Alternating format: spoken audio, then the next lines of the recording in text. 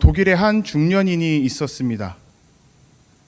강연으로 자신의 직업을 삼고 있는 한 중년인이 있었습니다. 그런데 그 사람이 입이 너무 아파서 병원에 찾아가게 되었습니다. 그리고 병원에 가서 진단을 받아보니 혀에 암이 생겼다라는 진단을 받게 됩니다. 입으로 말로 먹고 사는 사람인데 혀에 암이 생겨서, 그리고 그것이 너무나도 심하게 생겨서 혀를 잘라내야 된다라는 진단을 받게 되었을 때 그 중년인은 큰 충격과 그리고 커다란 역경에, 심란함에 휩싸이게 됩니다. 그 진단을 믿을 수 없었던 그 중년인은 다른 병원을 찾아다니기 시작했고, 또 효과가 좋다는 수많은 방법들을 찾아다니기 시작했습니다. 하지만 결국 혀를 절단하는 것 밖에는 아무런 방법이 없다라는 것을 깨닫게 되었고, 한 대학병원에서 수술을 하기로 결정하게 되었습니다. 이제 수술이 시작되기 전, 마취를 시작하기 전에 의사가 그 중년인에게 질문을 하나 했습니다. 마지막으로 어떤 말이 하고 싶으십니까? 수술 이후에는 손으로 글을 써서 의사소통은 할 수 있지만 말로는 의사소통을 할 수 없게 되기 때문입니다. 그렇기 때문에 어떠한 말을 마지막으로 하겠느냐라는 질문을 던진 것이죠. 저는 이 질문을 보며 과연 내가 그 중년인의 상황이었다면 어떠한 말을 했을까 생각해 보게 되었습니다. 가장 먼저 떠올랐던 것은 제 아내와 제 아이였습니다. 앞으로 사랑한다는 말을, 따뜻한 말, 위로의 말을 건네줄 수 없기 때문에 사랑한다는 말을 해야 될까? 그리고 이어서 나온 것은 불평과 불만이 떠올랐습니다. 왜 내게 이러한 일이 생겼을까? 과연 중년인은 뭐라고 얘기했을까요? 중년인은 눈을 감고 곰곰이 생각하기 시작했습니다. 그 모습이 너무나도 엄숙해서 의사들과 간호사, 또 보조의사들, 수많은 스태프들이 입을 다물고 그 중년인의 입이 열리기를 기다리고 있었습니다. 잠시간의 시간이 지난 후에 중년인은 입을 열고 말을 하기 시작했습니다. 그런데 말을 함과 동시에 눈에서는 눈물이 흐르며 이렇게 얘기했습니다. 예수님 감사합니다. 예수님 감사합니다. 예수님 감사합니다. 혀에 있는 그 암덩어리 때문에 발음이 정확하지는 못했지만 그럼에도 불구하고 하나님께, 예수님께 감사한다는 말을 3번이나 연거푸했던 것입니다. 과연 어떻게 이 중년인은 그러한 말을 할 수 있었을까요? 앞으로 자신의 직업은 사라지게 되는데, 일반인 정상인으로서 살아가지도 못하게 되는데 어떻게 그러한 감사를 표현할 수 있었던 걸까요? 말씀드렸다시피 이번 달의 주제는 감사입니다. 수많은 교회에서, 강당에서, 그리고 세상에서 수많은 인문학자들이, 수많은 인생의 선배들이 우리들에게 이렇게 조언을 하곤 합니다. 이 땅 가운데서 우리가 복받은 삶을 살아가기 위해선 감사를 해야 합니다. 그리고 우리가 쉽게 접할 수 있는 수많은 책들에서도 감사를 하라고 조언을 하고 있죠. 그런데 우리의 삶을 되돌아봤을 때 우리는 얼마나 감사를 하며 살아가고 있나요? 여러분들은 하루 중에 얼마나 감사하다고 말을 하고 표현을 하고 살아가고 계신가요? 아마 우리의 말을 통계내고 조사해 본다면 감사의 말보다 쓸모없는 말 혹은 불평과 불만이 더 많을 것이라고 저는 생각합니다. 이렇게 감사는 쉬운 듯하지만 너무나도 어려운 일입니다. 왜 감사가 어려울까요? 아마 각자에게 다양한 이유들이 있으리라 생각합니다. 왜 감사가 어려운지에 대한 이 질문을 조금 바꿔서 여러분들에게 다른 질문으로 한번 드려보도록 하겠습니다. 여러분이 생각하기에 스스로가 감사할 수 있는 그 조건은 어떤 것일까요? 어떠한 상황에서 나는 감사를 더 잘하고 계시나요? 보통은 스스로가 간절히 원하는 것, 간절히 바라는 것, 그리고 생각지도 못했던 것을 이루게 되고 얻게 되었을 때 우리는 감사를 하고는 합니다. 여러분들도 수능이 끝나서 수능을 보내서 아시겠지만 내가 간절히 원하던 대학에 진학했을 때 우리는 감사를 표하죠.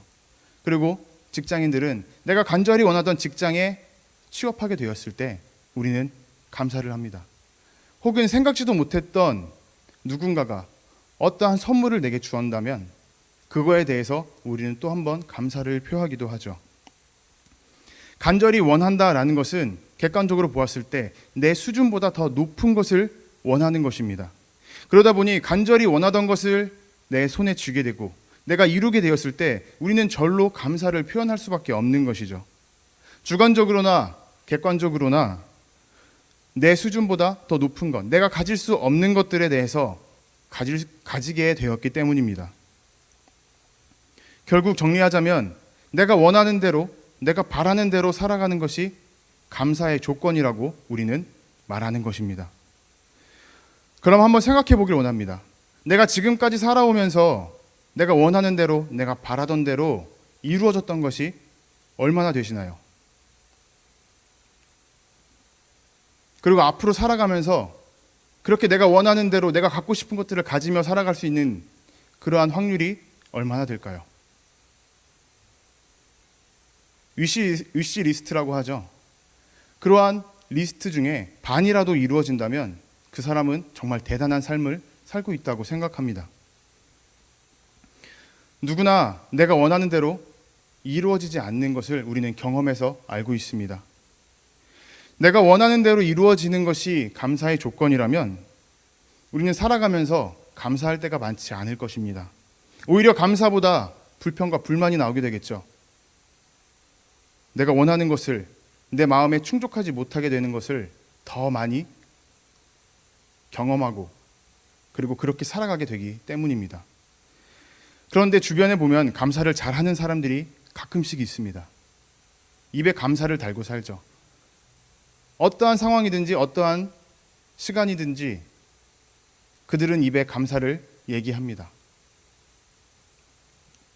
굳이 우리가 생각하는 것처럼 무언가 좋은 일이 생기고 이득이 생기고 유익이 생겼을 때만 감사하는 것이 아니라 이해하지 못할 만한 상황에서도 그들은 감사하는 것을 우리는 알 수 있습니다. 보고 느꼈죠. 그러면서 그들을 보면 이런 생각을 하게 되죠. 와, 어떻게 저런 상황에서 감사가 나오지?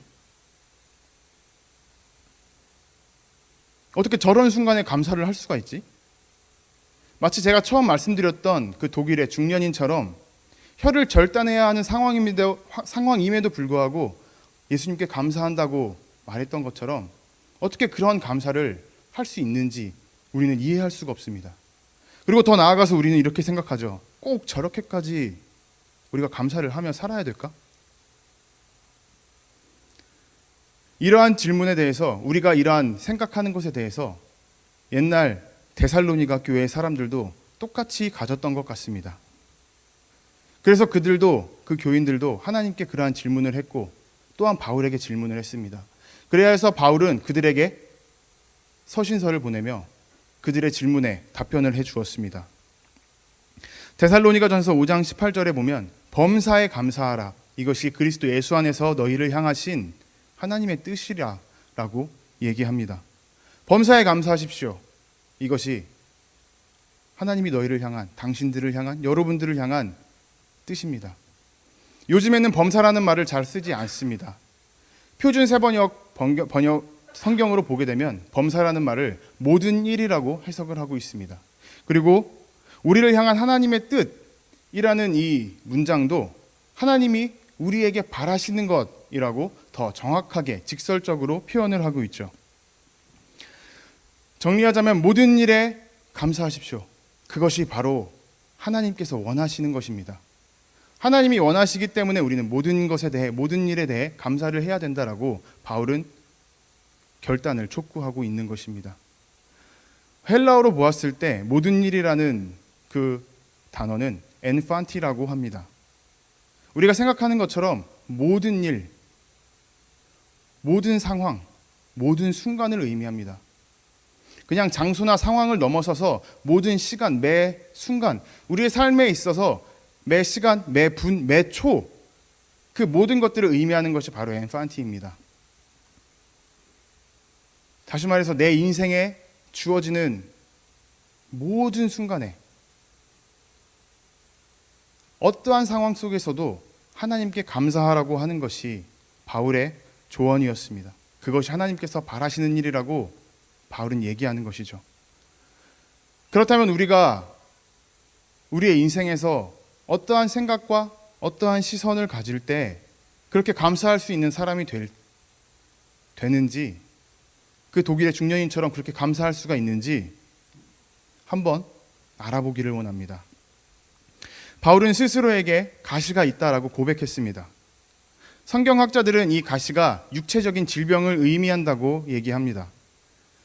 여러 가지 질병이 있을 수가 있는데 그 중에서도 두 가지를 얘기하는데, 하나는 눈병, 안질이었고 또 하나는 갑작스러운 발작, 간질이었습니다. 그리스도인들을 핍박하러 그리스도인들을 잡아 감옥에 넣으러 다메섹으로 가던 중에 바울은 예수님을 만났고 그곳에서 눈이 멀게 되었습니다. 그때 눈이 먼 이유가 원래 갖고 있던 안질, 이 눈병 때문에 눈이 멀었다라는 이야기도 있고, 혹은 그때 하나님의 정말 놀라운 광채, 빛나는 광채를 보고 그때 눈병이 생겼다라는 성서학자들의 이야기도 있습니다. 그리고 눈병 이전에 발작, 대화하는 중에 갑작스럽게 쓰러져서 몸에 발작을 떠는 간질이 또 있었습니다. 아마 이러한 병들 때문에 바울은 남들 앞에 서기가 너무나도 힘들었고 곤욕이었을 것입니다. 한번 생각해 보세요. 눈에 진물이 계속 흐릅니다. 아무리 닦아도 진물이 흐르고 그 진물이 굳어서 눈곱이 눈에 가득해요. 그리고 얘기하는 중에 갑작스럽게 쓰러져서 몸을 부르르 떱니다. 그걸 바라보는 사람들은 얼마나 마음이 힘들고 어려울까요? 또 그렇게 앞에 나서야 하는 바울에게도 마음이 힘들었을 것입니다. 결국 바울에게 있어서 그 가시란 육체적인 질병일 뿐만이 아니라 마음의 질병도 되는 것입니다. 그런데 그 가시의 고통이 어느 정도였을까요? 오늘 본문 7절에서 바울은 두 가지 단어로 그 고통의 크기를 짐작할 수 있게 해줍니다. 하나는 사탄의 하수인, 사탄의 사자였고 또 하나는 나를 쳐서입니다. 마치 자신을 파멸시키려는, 쓰러뜨려서 일으키지 못하게 하려는 그러한 사탄의 괴계처럼 너무나도 강한 공격이라는 의미입니다. 욥기에서 욥이 사탄의 공격 때문에, 사탄의 그 괴계 때문에 모든 것을 잃고 얼마나 큰 고통을 당했는지 여러분들은 아십니다. 바울도 그것들을 알 거예요. 그럼에도 불구하고 마치 욥처럼 모든 것을 잃고 정말 밑바닥까지 떨어졌던 그러한 고통을 자신이 겪고 있다고 바울은 고백하는 것입니다. 그러한 크기의 고통이라고 얘기하는 것이죠. 그리고 나를 쳐서, 여기서 쳐서는 치다를 의미합니다. 근데 이 치다가 그냥 단순히 때리다 혹은 주먹으로 치다가 아니에요. 헬라어 원어를 보고 그리고 그것을 이해하기 쉽게 영어 단어로 쓴다면 많이 쓰이는 단어는 스매쉬입니다. 여기서 게임을 많이 해보신 분들은 익숙할 단어일 거예요. 스매쉬가 어떤 것인가요? 우리말로 표현하면 강타입니다. 그런데 이 강타라는 것이 맨손으로 강하게 때리는 것이 아니라 뭔가 손에 도구를 들고 그 도구로 때리는 것을 의미합니다.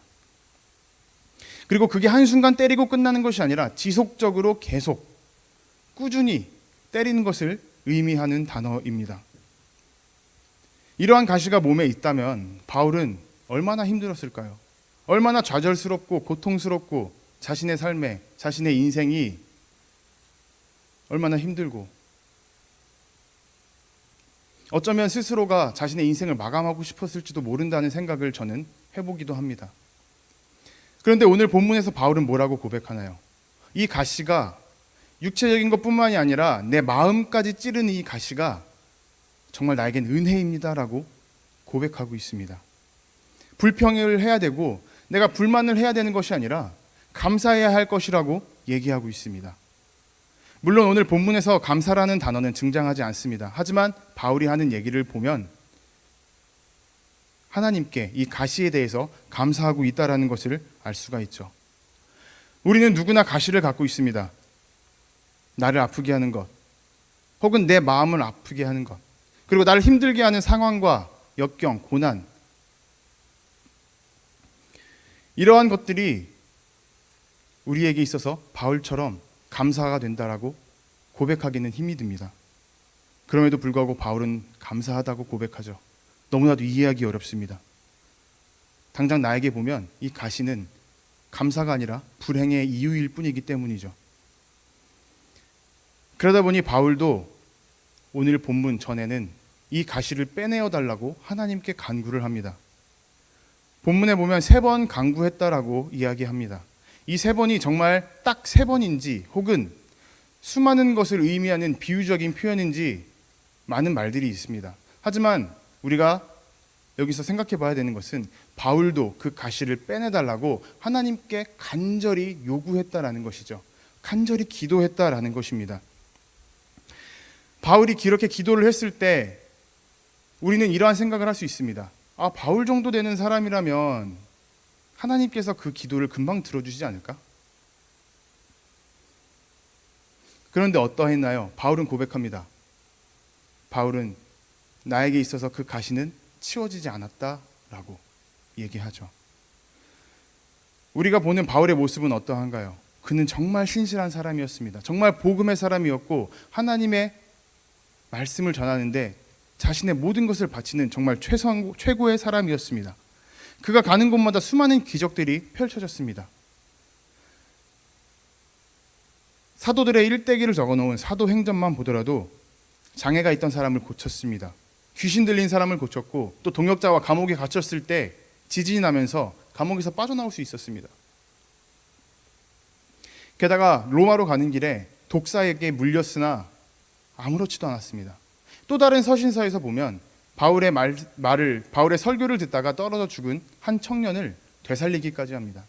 게다가 바울이 쓰던 손수건을 갖다 대기만 했는데도 그 손수건에 닿았던 병자가 병이 낫게 됩니다.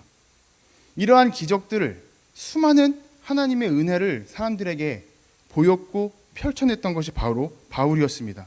게다가 그가 복음을 전할 때에는 정말 죽음을 앞두면서 죽음과 동행하면서 나아갔음을 우리는 알 수 있습니다. 맞아 죽을 뻔하기도 했고 혹은 죽었다고 생각되어 성 밖으로 버려지기도 했습니다. 이렇게 살아간 사람의 간구라면 하나님께서 들어주시지 않을까라고 우리는 생각할 수가 있습니다. 그런데 바울의 기도에, 그 바울의 간구에 하나님께서는 응답하셨습니다. 내 은혜가 내게 족하다. 무슨 뜻인가요? 가시를 빼주겠다는 거였나요? 아니요. 가시를 빼지 않겠다라는 것이었습니다. 우리가 여기서 생각해야 될 것은 우리의 기도가 우리가 처음 생각했던 것처럼 감사의 조건처럼 원하는 대로 이루어지는 그러한 통로가 아니라는 것입니다. 우리가 원하는 대로, 우리가 간구하는 대로 하나님께서 들어주지 않는다라는 거예요. 우리는 이렇게 생각하곤 합니다. 내가 기도하면 하나님께서 다 들어주실 거야. 그리고 믿음 생활이, 신앙 생활이 오래될수록 하나님께서는 더 잘 들어주실 거라고 생각하고 더 빨리 들어주실 거라고 생각을 합니다. 그리고 교회에서 내가 뭔가를 더 헌신할수록, 뭔가 더 많이 일을 할수록, 열정을 다할수록 더 잘 들어주실 거라고 사람들은 생각하죠. 그런데 이것은 바울의 상황만 보더라도 오해이고 착각입니다. 그런 가운데 바울의 반응은 너무나도 놀랍죠. 그가 뭐라고 하나요? 크게 기뻐했다라고 합니다. 그냥 기뻐한 것도 아니고 아주 크게 기뻐했다고 얘기하죠.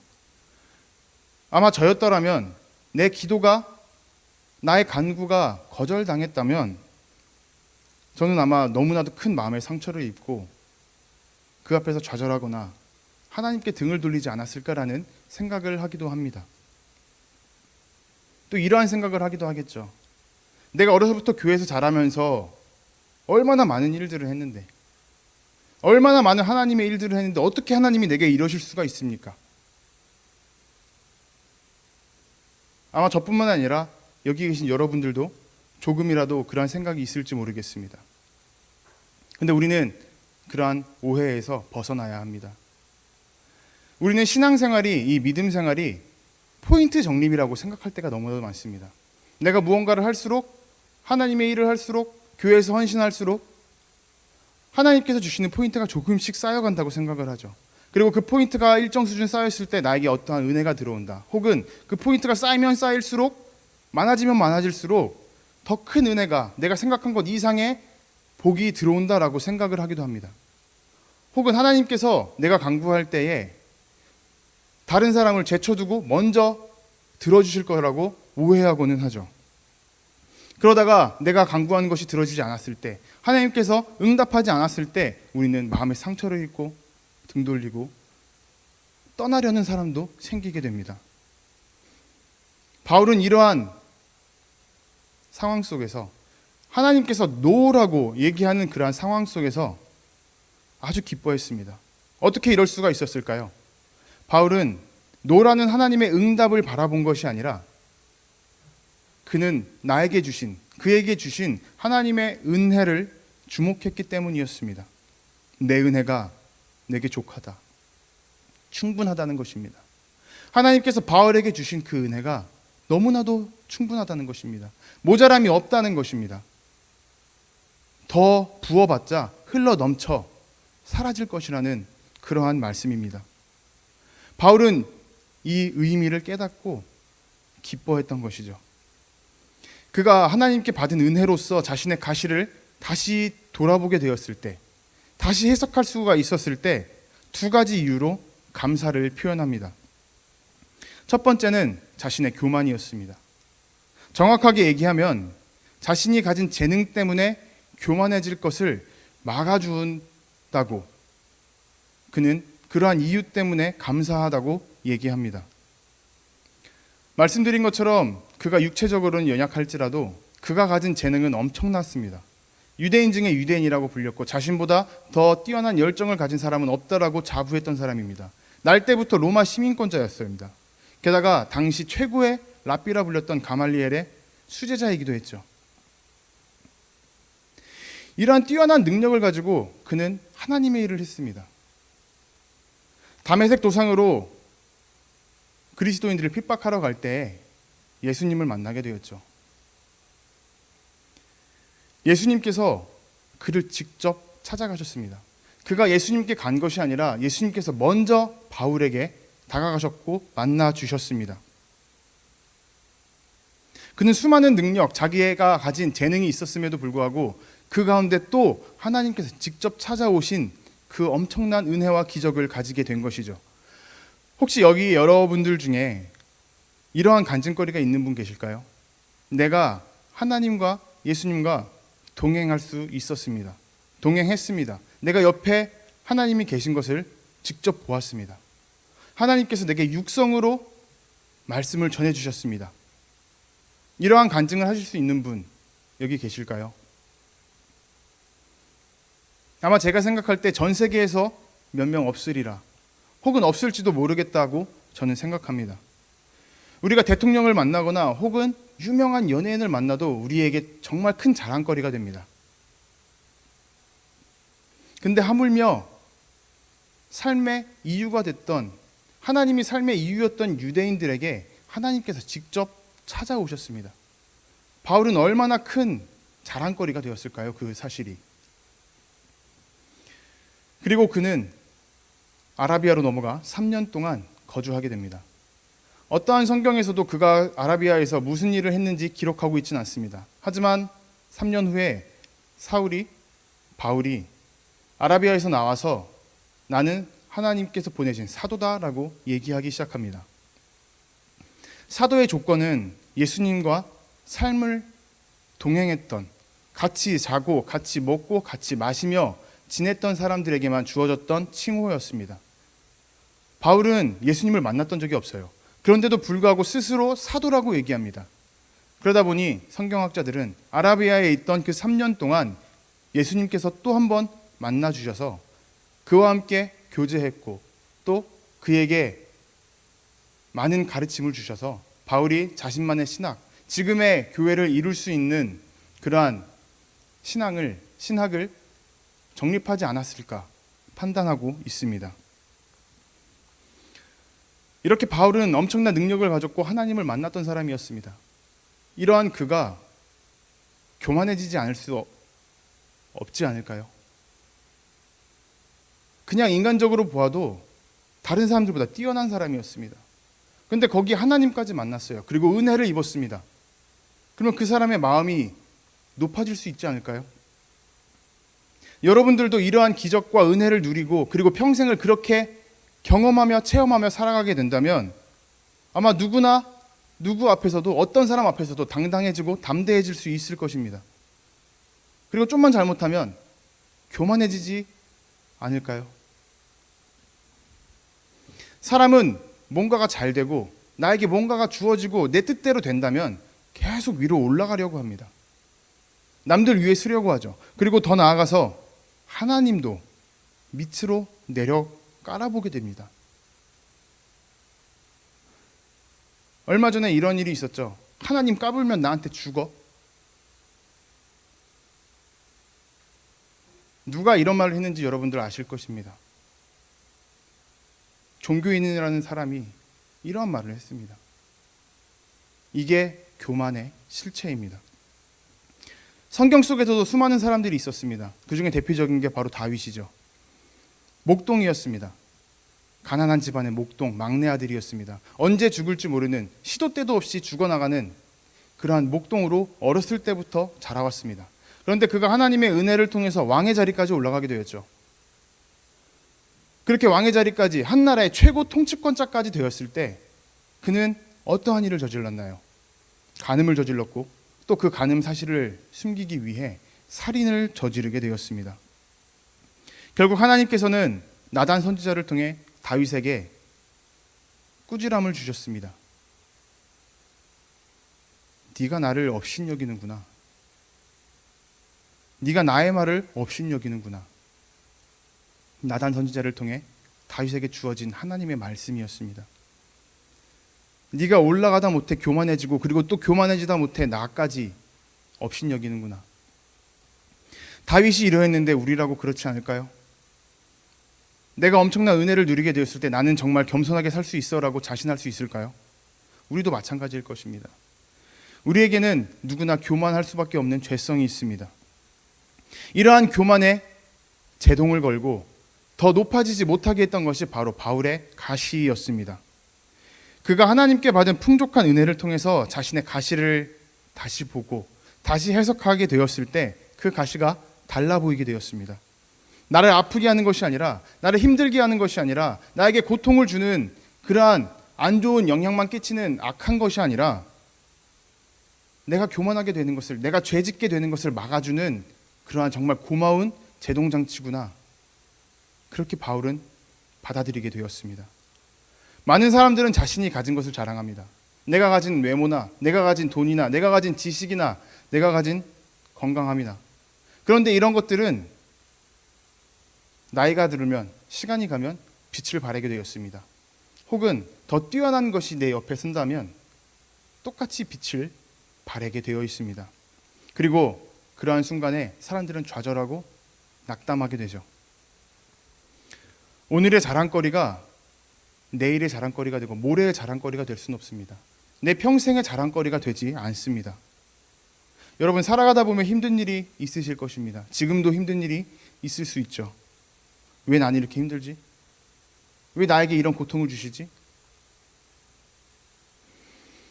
바울처럼 하나님께서 우리에게 주신 은혜로 그것들을 다시 바라봐야 합니다. 그것들을 보고 다시 해석하고 다시 그 안에서 하나님이 뭐라 하시는지 깨달아야 합니다.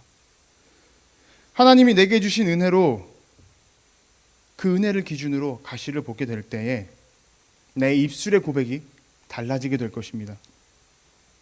그 은혜로 가시를 바라보게 되었을 때 그 가시가 불평과 불만의 조건이 아니라 감사의 조건이 되는 놀라운 역설이 일어나게 될 것입니다. 두 번째로 바울이 감사의 조건이라고 얘기할 수 있었던 것은 그 가시를 통해서 하나님의 능력이 펼쳐졌기 때문입니다. 바울은 고백했습니다. 이 가시가 하나님의 능력의 이유가 됩니다. 10절에 보면 마지막에 이렇게 되죠. 내가 약한 때에 강함이다. 강한 것은 강한 거고 약한 것은 약한 건데 어떻게 약한 것이 강하다라고 얘기할 수 있을까요? 내가 약하기 때문에 하나님께서, 강한 하나님께서 강하게 역사할 수 있다라는 것입니다. 하나님께서 나를 통해서 이 땅 가운데 일을 하려고 하십니다. 그런데 내가 너무나도 강하다면, 내 의의와 내 생각과 내 주장이 너무나도 강하다면 하나님 앞에 서서 내 뜻대로 일을 하려고 하겠죠. 그런데 우리가 아무리 뛰어나 봐야 결국엔 전지전능한 이 세상 창조주이신 하나님보다는 못할 수밖에 없습니다.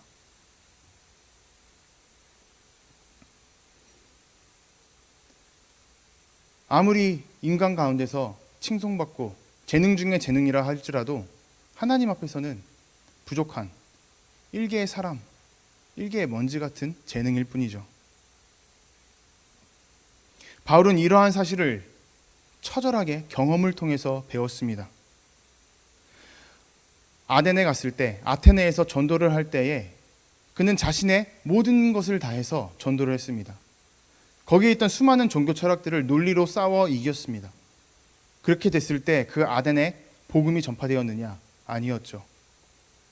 그곳에는 결국 또 하나의 뛰어난 종교 철학이 생겨났을 뿐이었습니다. 그래서 바울은 고린도전서를 통해 이렇게 고백합니다. 27절입니다. 세상이 약한 것들을 택하사 강한 것들을 부끄럽게 하려 하시며. 하나님은 세상에 뛰어난 사람들을 골라서 쓰시는 것이 아니라 그런 사람들을 부끄럽게 하시려고 약한 사람들을 골라서 쓰신다는 것입니다. 바울은 그것을 몰랐기 때문에 자신의 강한 모습으로 하나님의 일을 하려고 했고 그는 부끄럽게 되었던 것이죠. 이것이 하나님의 방법입니다. 우리는 힘들 때, 고달플 때, 어려울 때 하나님께 간구합니다. 이것을 해결해 주십시오. 이것을 치워 주십시오. 내가 나아갈 길을 제공해 주십시오. 나를 고난 가운데서, 이 구덩이 가운데서 끌어내어 주십시오. 이러한 기도가 잘못된 것은 아닙니다. 하지만 그것들이 해결되지 않는다고 우리가 하나님을 떠나갈 이유가 되지도 않습니다. 우리는 기도를 바꾸어야 합니다. 해결해 달라는 것은, 단순히 치워달라는 것은 하나님이 원하시는 기도가 아니기 때문입니다. 우리는 이렇게 기도해야 됩니다. 나의 약함을 통해서 하나님의 강함이, 그 뛰어난 하나님의 능력이 드러나서 내가 하나님의 일을 하는 도구로 쓰임받게 하여 주시옵소서. 여러분, 우리의 기도를 바꿔야만 합니다. 내가 능력이 있으니까, 내가 뛰어난 재능이 있으니까, 주변 사람들과 비교해 봤을 때 내가 남들보다 뛰어나니까 그것으로 하나님께 영광을 돌리겠다. 이것은 교만으로 가는 지름길입니다. 나의 부족함을 통해서, 나의 모자람을 통해서 하나님께서 일하여 주시옵소서. 나는 모자랍니다. 그럼에도 불구하고 하나님께서 나를 담대하게, 강하게 쓰는 도구로서 사용하여 주시옵소서. 이러한 기도를 우리는 먼저 드려야 합니다. 그럴 때 우리는 인생에서 하나님의 인도하심이 어떤 것인지 알 수가 있게 됩니다. 여러분, 우리가 지금 힘들고 고달프다면 그것들이, 그 가시가 내 삶 속에 어떠한 역할을 하고 있는지 한번 되돌아보기를 원합니다. 바울과 같이 은혜로서 그 가시를 한 번 더 보고 해석하기를 원합니다. 아, 그래서 이 고난이 내게 이런 유익이 되었구나.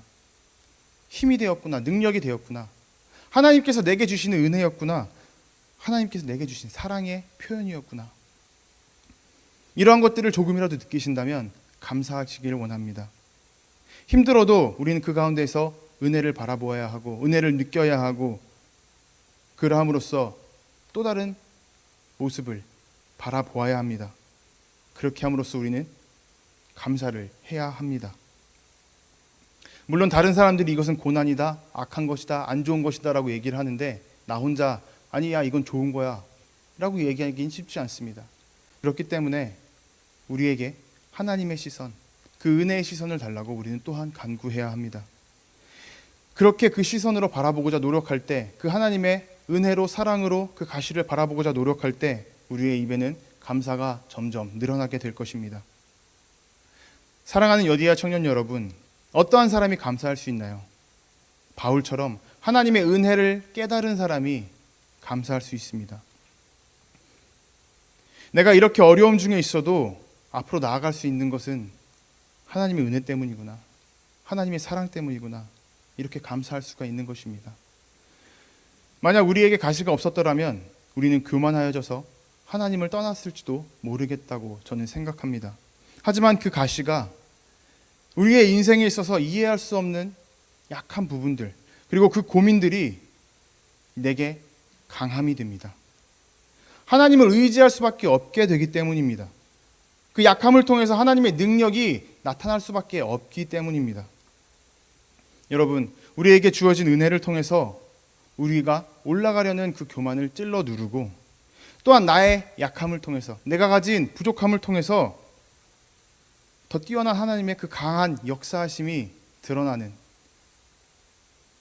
그러함으로써 그 하나님의 일에 쓰임받는 그러한 도구로 살아가기를 기대하고, 또한 앞으로 살아가며 체험하고 경험하는 저와 여러분들 되시기를 주님의 이름으로 도전하고 부탁드립니다. 이 시간 참 좋으신 하나님, 하나님의 형상대로 창조하시고 구원의 은혜로 함께 하시는 우리 여디디아 청년들, 주님의 날을 맞아 함께 모여 하나님을 찬양하며 예배하며 또 말씀 가운데 나아가게 하심에 감사를 드립니다. 주님, 오늘은 감사를 깨닫는 사람이라는 제목으로 우리가 함께 말씀을 나누었습니다.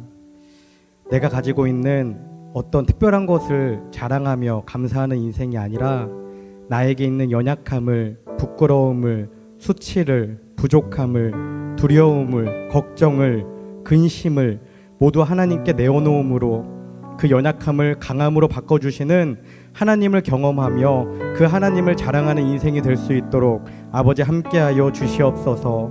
비록 지금 우리의 삶이 보잘것없고 초라하고 부끄럽고 수치스러울지라도 이 순간마저 감사하는 그 감사의 훈련을 통해 정말 하나님의 사람으로 변화되게 하시고, 나를 통해, 나의 변화를 통해 하나님의 살아계심을 경험하는 우리 여디디아 한 사람 한 사람의 청년들이 될 수 있도록 아버지 함께하여 주시옵소서.